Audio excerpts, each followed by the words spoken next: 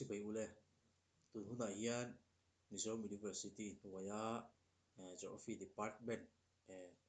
UG syllabus bika geography department hnuaia remote paper 11 remote sensing and GIS tu hnuai mi an exercise ti tu rakha GIS software tin na exercise ti tu rakha kan ti dola identifications of point bika hi tungtuma heng kan khoi dola ni ti chuan an dulama hian linear features ti te aerial features ti te po tutorial danga kan khoinga ti chuan kan khoi tur hi deposit number 83D7 hi kan panga hemi hi deposit hi chu tu du man thea MR chu hi rectification lama kan lo man to awangin kan rectified image kha kan nei sa ni wangin hi kan mangdona chuan apart hi deposit sung su kha ti har sat thin awangin deposit part chen khan big lai ti lai a area hi lai area big hi kan khoi do ni deposit kan en chuan a vei lampang kil sir akha hi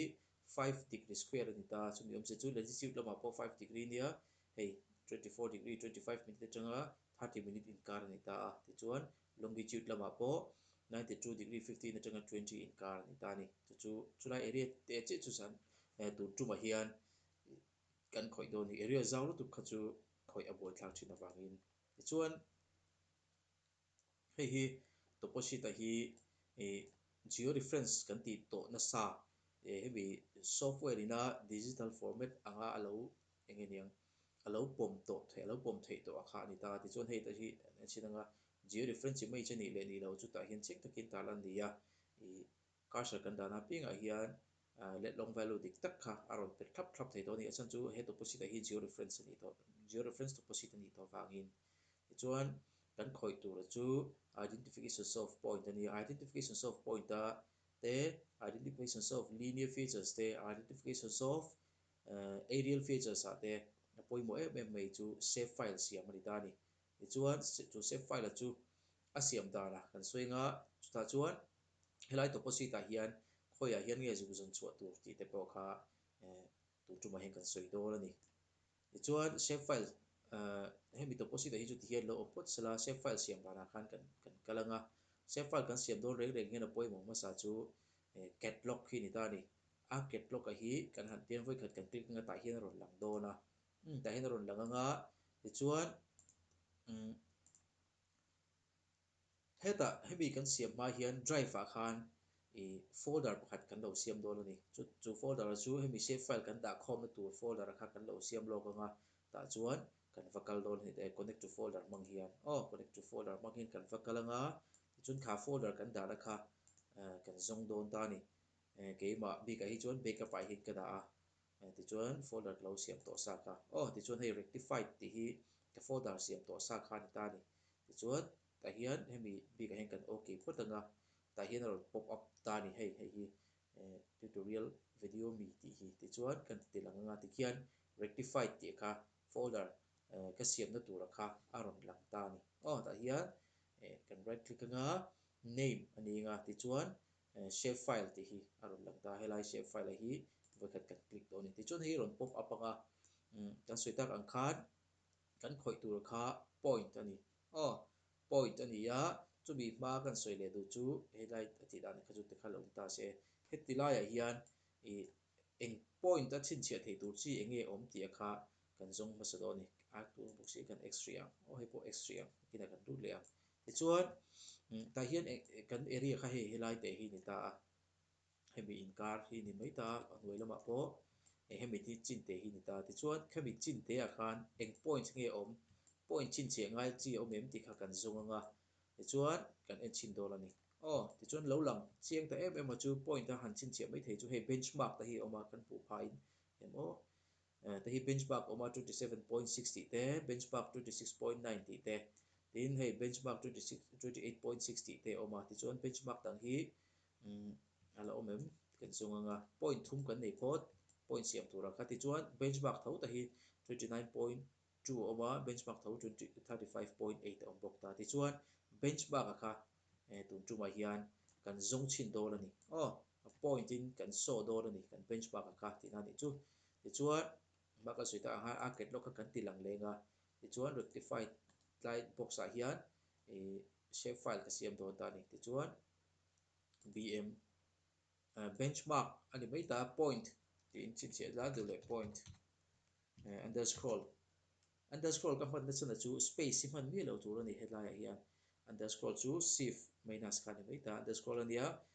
benchmark ani don chuan bm ti chuan hetai hian kan lut ta ni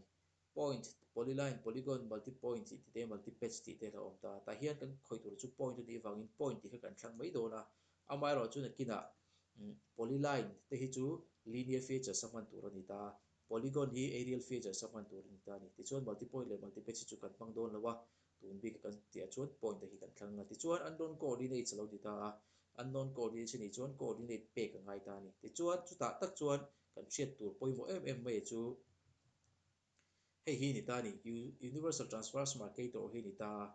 hei hi tutorial hemi hnu mi linear features sa le aerial features sa te pawh kan lo chin chi ila universal transfer marketer ah hian kan topposite a kha khoi area khoi zone a nge om ti kha kan chian phot angai ni chu wang chuan hei mi Mizoram tuna kan khoi a kha Mizoram topposite ani ta a chuan Mizoram topposite chu hei tlai F46 ti hi kan hmuin karinga omzia chu UTM Universal Transfer Marketer hnuaia hian khovel kha mun sang in ti hian zone sang in an then ta ni ti chuan 20 atanga 20 degree dot atanga 24 degree dot in kara kha ti hian F in an pe chho ta char ta ni ti chuan F hawa khan ke ni chu 46 a kan thlata ti na ni 46 a 90 degree east le 96 degree east in kara kha 46 ti hian a thlata vek ta ti chuan he tring A B C D E F G H I J K L a chho ta ni noi tang in pe chho ni wangin amaro chu ke ni chu for F46 a kan om kan ti kha khlai ti kha kan lo chin chia dor ania ti chuan unknown coordinates a alo ni wangin edit a kan kalanga hi lo langa projected coordinate a kan kal dor ani ti chuan projected coordinate atangin UTM ni chin kan ta lana khan kan kalanga UTM hnuai hian WGS 1984 hi kan man tur khan ta a ti chuan Mizoram chu northern hemisphere om kan ni wangin northern hemisphere ani ta ti chuan kan soi zo chi ang khan 46 kan tlo kan zong do ni ta hian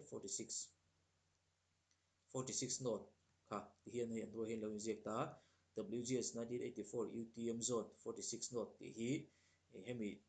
hemi tutorial nu a kan ti object chu linear features sa te le aerial features sa te pawh hei hi man tu ani acha chu opposite ngai a hi kan man don awangin Mizoram bi ka chuan kha ti chuan coordinate dik kan lo nei ta ti chuan coordinate dik kan lo nei ta thlap mai a hei ta hi point bm ti lo ma hei he ta hi amai na ron in pop up poka ti chuan hei chu kan close thei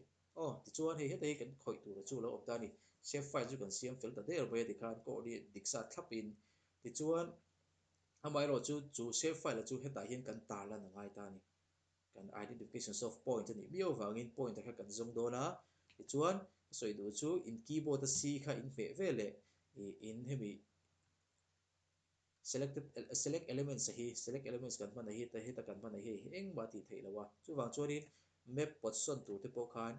keyboard a khan c in hme tanga chu shortcut ani pen ania hei taka chon he lai hi nia hei han la ka he tia ti ko zel ngai lo khan hei c in keyboard a c kha hme tanga ti khan pen a lo changa chuan pot call to mai do ni ti chuan in cursor in mouse man khan ti hian in an zoom anga ti chuan kan la chana benchmark chang kan la chan don chu bi kan lak chan don a chuan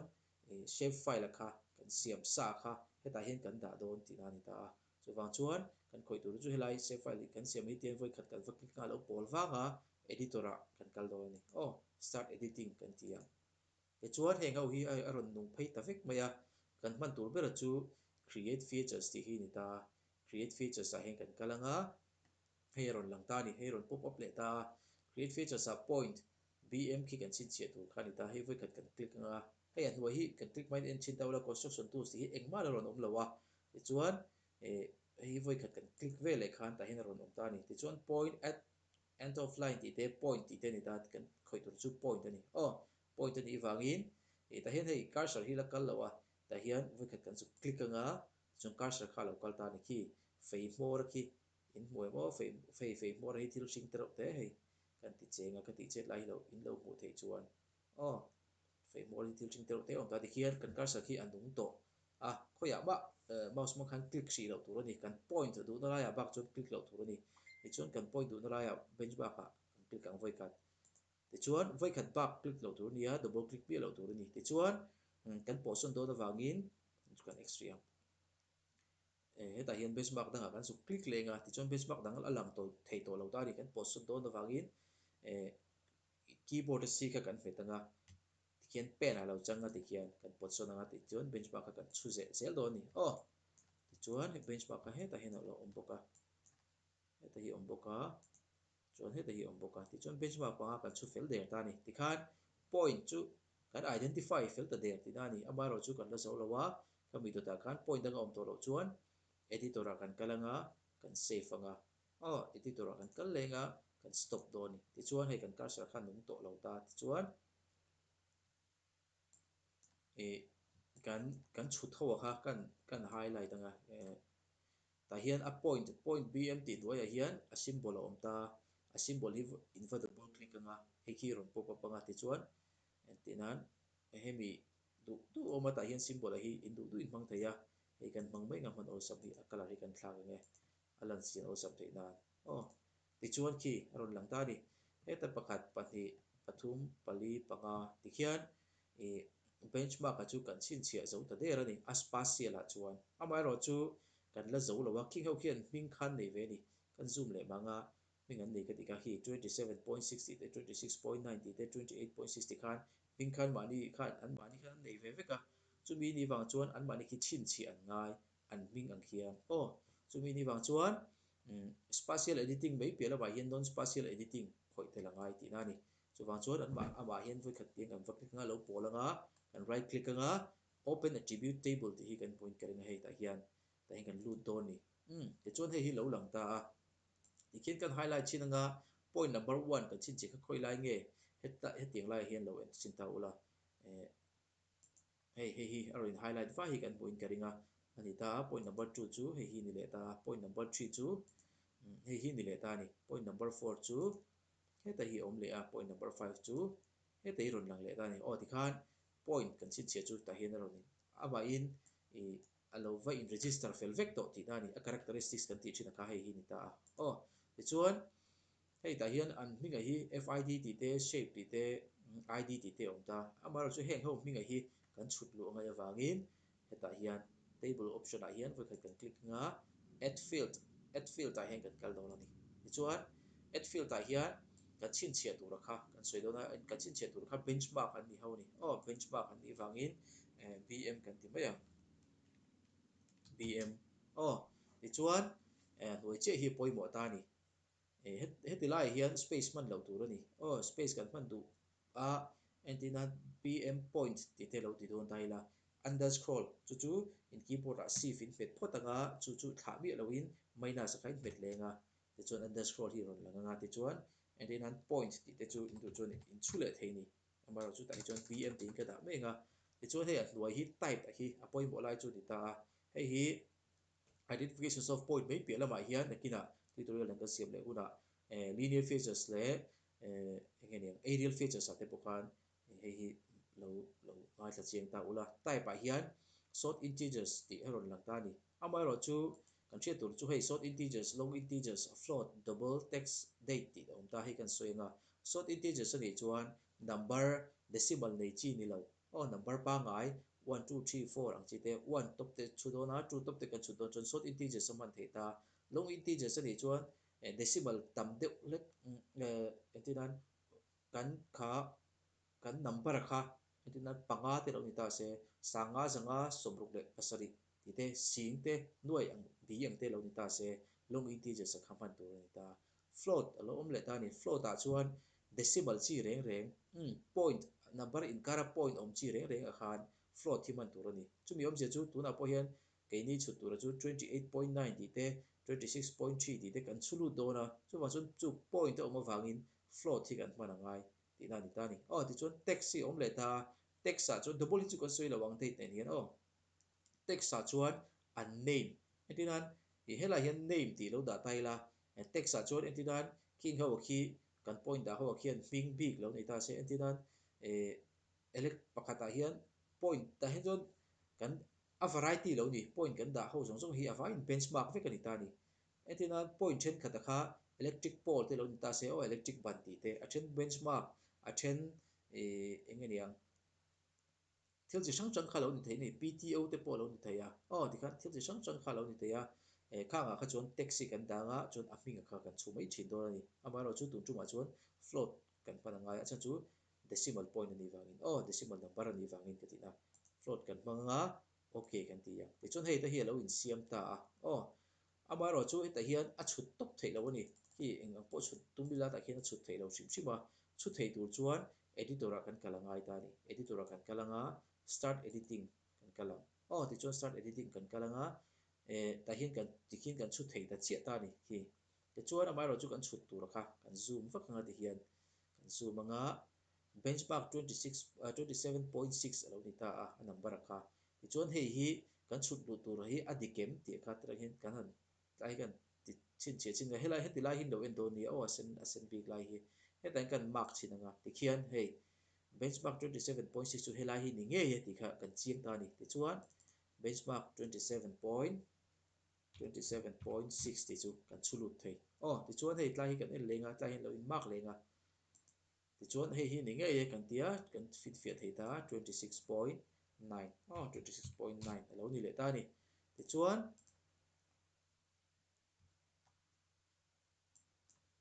26.9 alo ni le ta atanga khan kan kalanga ji rol ni lok sela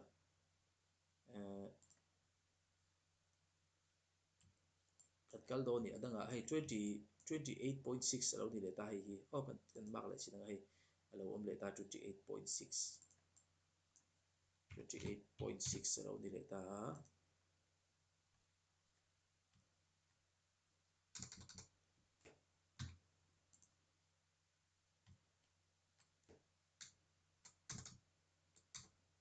local vachina